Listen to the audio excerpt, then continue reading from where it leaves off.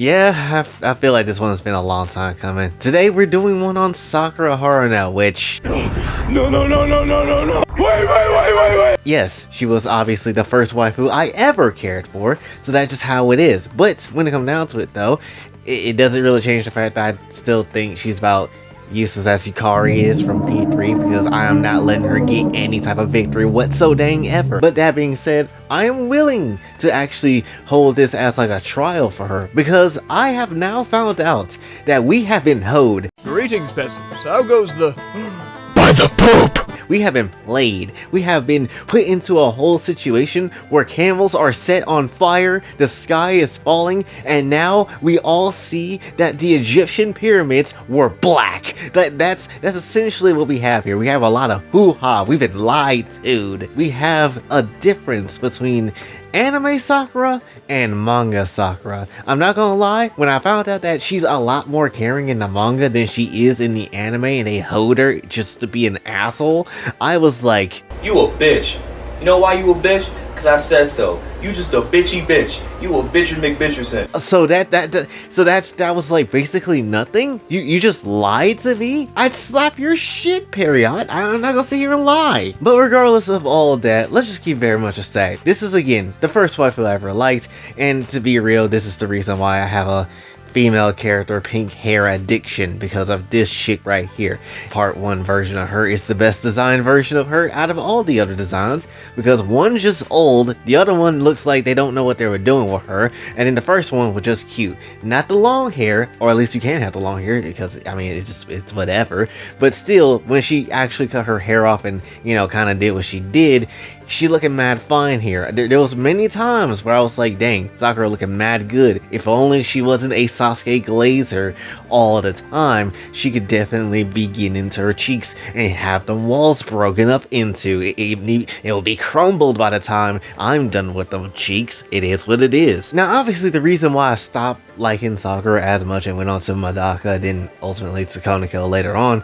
is very much simply, damn, she glazes too much. She glazes way too damn hard. Like, damn, you could literally put her in charge of a whole Krispy Kreme, and the whole cream and crispiness would come from her sheer amounts of Sasuke glaze that I have seen over the years. And literally every donut will be filled with that, except it will also taste like anger and a bit of rage because of how annoying she can be. Because that's just ultimately what you're gonna get. Sakura's glaze did deadass genuinely ruin how I felt about the character for a long ass time. But I ain't gonna lie, when it came down to back in the day, Sakura was literally all I had. Because what? I was gonna like Hinata or somebody like that, somebody who doesn't have a traditional looking eye, and honestly I thought it creeped me out as a kid, but as time goes on, part 1 Hinata is still pretty damn fine, and I don't know what the hell I was on. I do not.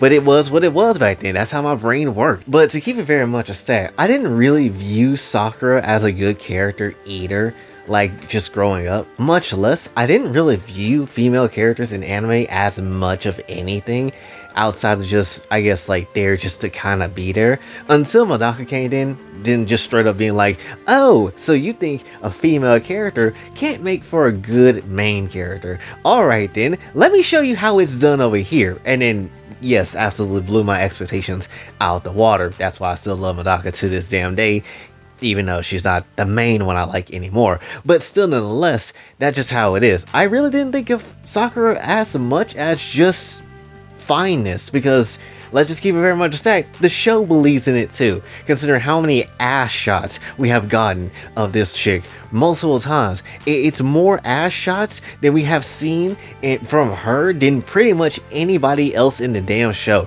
Like, her moon is on display more than the damn moons in Savat. That's just how it is. And I guess I'll cap everything off with, I guess, an explanation of how much I want to eat Sakura's ass as well, especially part 1s. Because when it comes down to it, I think I described Junko's way back when as like a baked potato with all the toppings and everything in it. When it comes to Sakura, I feel like I don't know. She's like a fine tea, a fine cherry blossom tea that you just put her in her ass and then just start drinking out of it.